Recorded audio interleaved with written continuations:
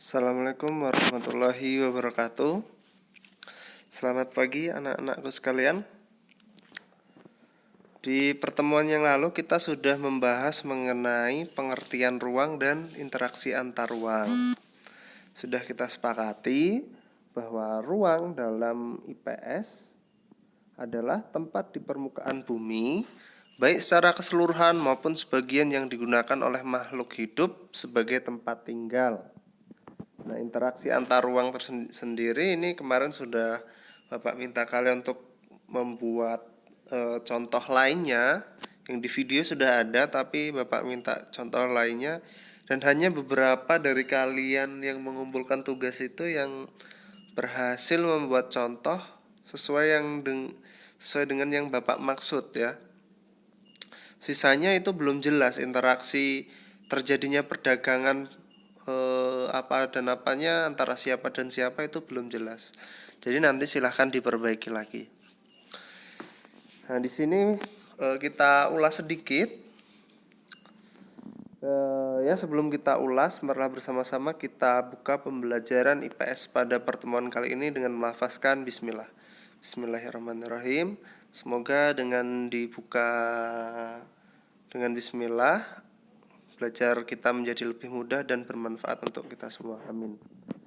Nah, faktor-faktor yang mempengaruhi interaksi antar ruang. Nah, ini wilayah A penghasil sayuran, wilayah B penghasil beras. Jadi yang pertama itu adanya perbedaan sumber daya alam.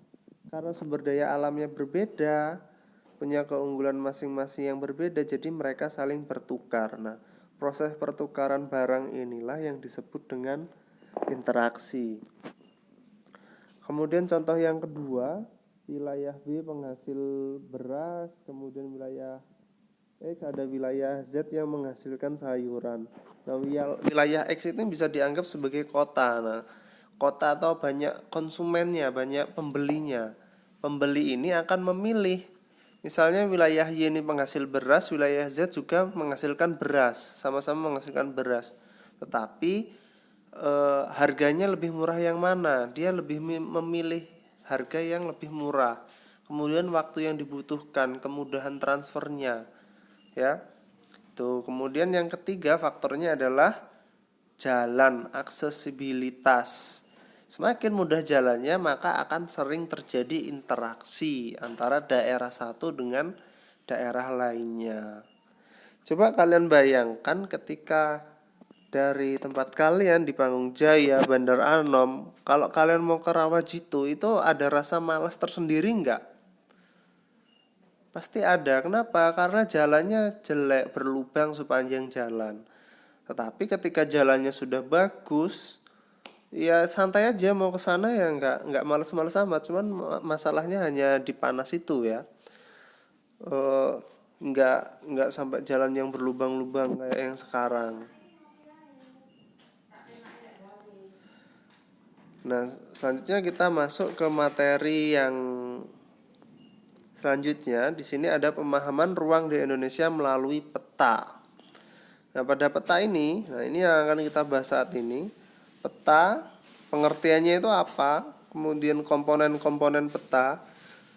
Yang bisa disebut peta itu yang seperti apa? Kemudian mengetahui letak dan posisi geografis Indonesia melalui peta. Pengaruh posisi geografis Indonesia terhadap kehidupan. Oke, kita ke yang pertama.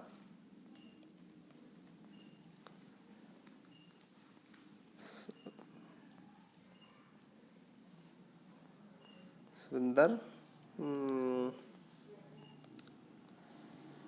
Ya, peta di sini silahkan kalian catat ya. Ini enggak Bapak masukkan di PowerPoint ternyata pengertiannya. Jadi peta adalah gambaran permukaan bumi di atas bidang datar dengan menggunakan skala tertentu. Jadi sekali lagi, peta adalah gambaran permukaan bumi di atas bidang datar dengan menggunakan skala tertentu. Jadi ada 3 kata kunci. Yang pertama adalah gambaran permukaan bumi, yang kedua bidang datar, yang ketiga adalah skala. Jadi peta adalah gambaran permukaan bumi di atas bidang datar dengan menggunakan skala tertentu. Apa itu skala? Nanti akan kita bahas ya.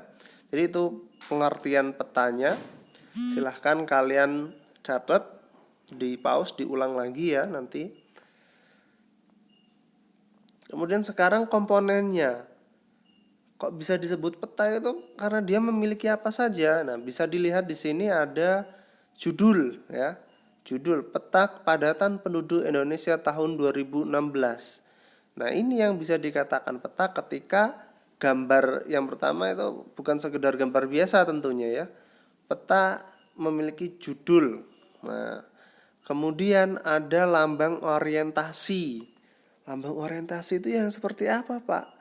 Utara, selatan, barat, timur ya. Mata angin atau penunjuk arah kalau nggak tahu lambang orientasi ya. Nah, lambang orientasi penunjuk umum. Utara, selatan, barat, timur.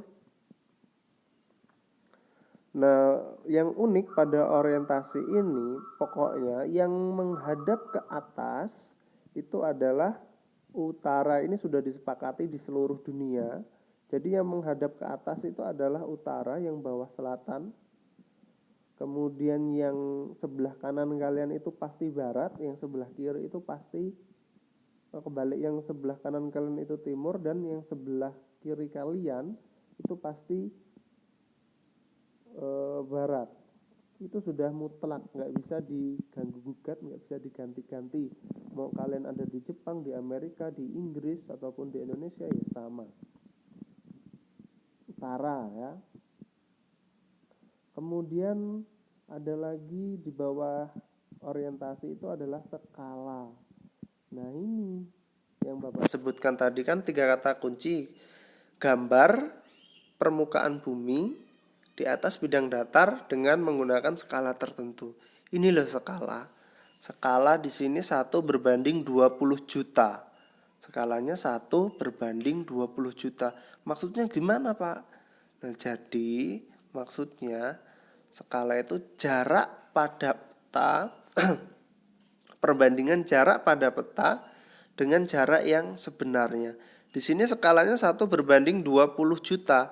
Jadi kalau kalian mengukur 1 cm di peta, misalnya jarak dari mana? Dari Aceh sampai ke Medan. Itu misalnya 1 cm. Nah, tetapi ketika jarak sebenarnya berarti 1 cm dikalikan dengan 20 juta. Berarti jarak dari Banda Aceh ke Medan 20 juta cm. Itu ya, skala. Ada 3 bentuk. Nanti kita akan bahas lebih lanjut mengenai macam-macam skala ini. Ada beberapa macam skala, ada skala angka, skala garis, dan skala grafis. Selanjutnya ada garis koordinat. Yang pojok kiri atas ya, garis koordinat. Garis koordinat itu garis yang kotak-kotak itu loh. Bisa kalian lihat garis yang kotak-kotak itu. Garis koordinat itu yang seperti apa, Pak? Ya, garis yang kotak-kotak biru ini ya. Kotak-kotak biru ini adalah garis hayal permukaan bumi.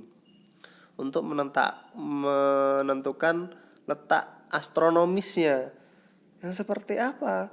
Kalian pernah mendengar letak Indonesia secara astronomis adalah 6 derajat lintang utara sampai 11 derajat lintang selatan, 95 derajat bujur timur sampai dengan 141 derajat bujur timur. Itu loh, untuk menentukan ini loh, titik koordinatnya tadi loh. Garis koordinat itu membantu menggambar petanya supaya sesuai ya dengan aslinya.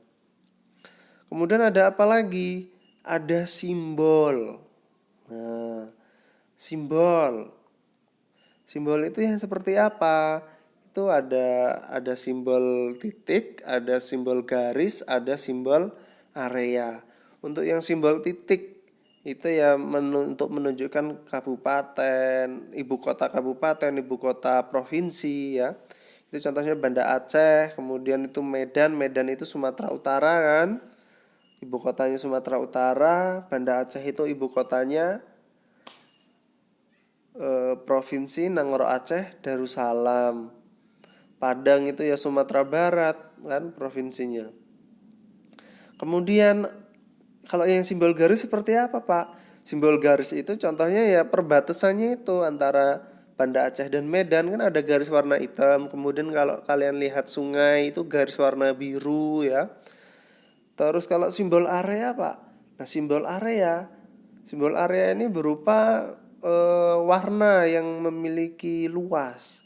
Contohnya apa? Ya provinsi apa itu? Nangro Aceh Darussalam itu yang berwarna kuning. Kemudian Sumatera Utara itu semua yang berwarna coklat itu yang dibatasi warna garis warna hitam ya. Kemudian laut ini juga area. Tuh, simbol. Kemudian ada lagi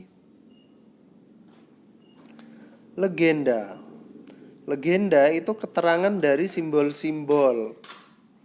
Legenda itu keterangan dari simbol. Misalnya ini karena ini peta kepadatan penduduk, yang warna kuning paling muda itu kepadatan penduduknya, cara membacanya ya ini ya, 9 sampai dengan 47 jiwa per kilometer persegi.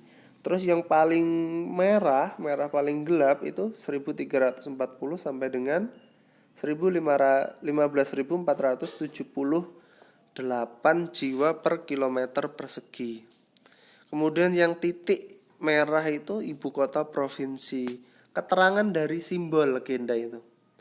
Kemudian ada sumber petanya. Nah, petanya ini dia ngambilnya dari mana? Apakah survei langsung atau didapatkan dari lembaga yang membuat peta ya? Di sini dari BPS, Badan Statistik Indonesia. Terus ada garis tepi, kemudian ada lettering. Lettering itu apa? Penulisan sebuah wilayah, yaitu kayak Banda Aceh, Medan. Nah, di sini yang dilingkari Jayapura, kemudian Manokwari. Ini sebuah gambar bisa dikatakan peta apabila memiliki komponen-komponen ini. Kalau nggak ada garis koordinatnya itu nggak bisa disebut peta, nggak ada judulnya nggak bisa disebut peta, semuanya ada, nggak ada skalanya juga nggak bisa disebut peta. Yang bisa disebut peta kalau semua komponen ini ada ya. Jadi yang di buku-buku kalian, kemudian yang sering kalian lihat, ketika kalian periksa dulu apakah bisa disebut peta atau enggak dengan komponen-komponen ini.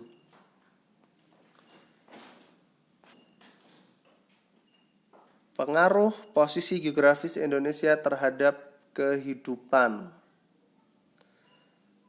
Ya, pengaruh posisi geografis Indonesia terhadap kehidupan.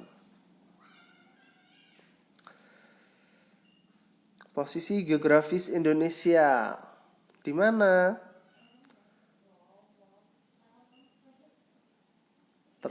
Secara geografis Indonesia terletak di antara dua benua dan dua samudra. Nah, ini benua Asia. Kemudian yang sebelah utara kan benua Asia, yang di sebelah bawah Indonesia, sebelah selatan itu benua Australia.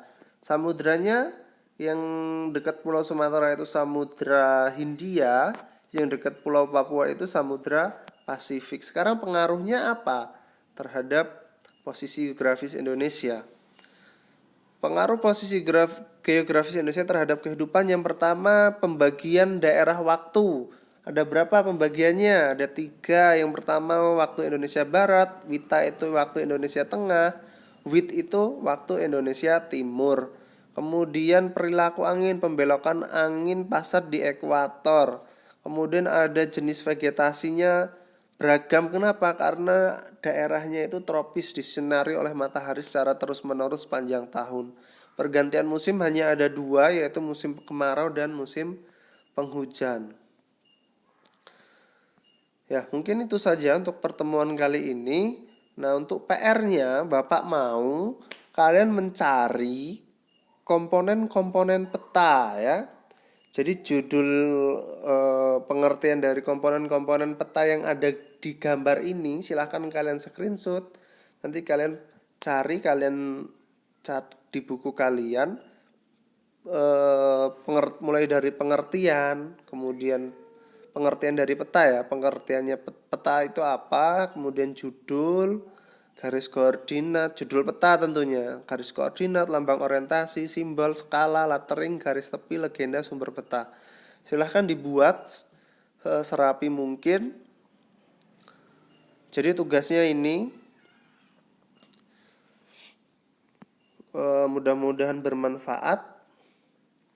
Marilah bersama-sama kita akhiri dengan melafazkan hamdalah. Alhamdulillahirabbil alamin. Bapak tutup. Wassalamualaikum warahmatullahi wabarakatuh.